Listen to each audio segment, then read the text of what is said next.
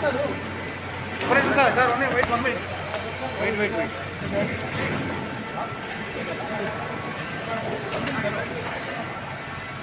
ఇంకోటి ఇవ్వండి sir sir box కాకుండా చిన్న బాక్స్ కొన్ని తీసుకొని బాక్స్లో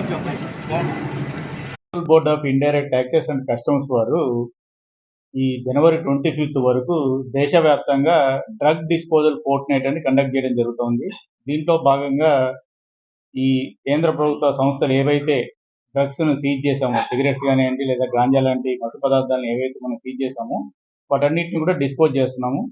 ఈరోజు సెంట్రల్ జిఎస్టీ గుంటూరు వాళ్ళు దాదాపు 2.5 కోట్ల వర్త్ విలువైన సిగరెట్స్ని, అదేవిధంగా కస్టమ్స్ విజయవాడ వారు దాదాపు 6.5 కోట్ల విలువైన సిగరెట్స్ని సీజ్ చేసిన వాటిని మన జిందాల్ వేస్ట్ మేనేజ్మెంట్ ఫెసిలిటీ ఏదైతే ఉందో గుంటూరులో దాంట్లో ఇన్సినరేట్ చేయడం జరుగుతూ ఉంది.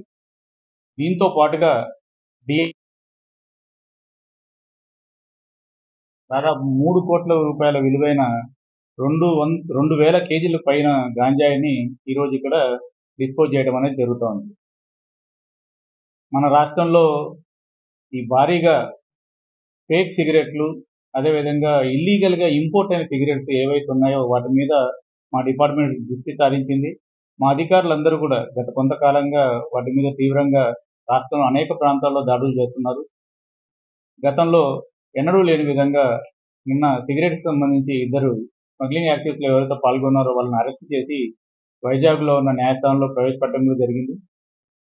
ఈ సందర్భంగా మీ అందరికీ తెలియజేస్తున్నది ఏంటంటే, ఎవరైతే ఈ ఇల్లీగల్ సిగరెట్స్ చట్టపరమైన ఎటువంటి నాణ్యత లేని, లోగోలు లేని, ప్రమాణాలు పాటించని సిగరెట్స్ ఇంపోర్టెడ్ అయినా లేదా డొమెస్టిక్ అయినా కానీ అవన్నీ అమ్మటం, కొనటము, నిల్వ చేయటము, వాటిని ట్రేడ్ చేయటం ఇవన్నీ కూడా చట్టరీత్యా నేరం.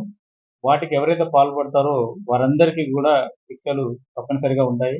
వీటిని దృష్టిలో పెట్టుకొని అటువంటి సిగరెట్స్ని ప్రోత్సహించకూడదని ప్రజలను, అదేవిధంగా వ్యాపారులందరినీ కూడా కోరుకోవడం జరుగుతుంది.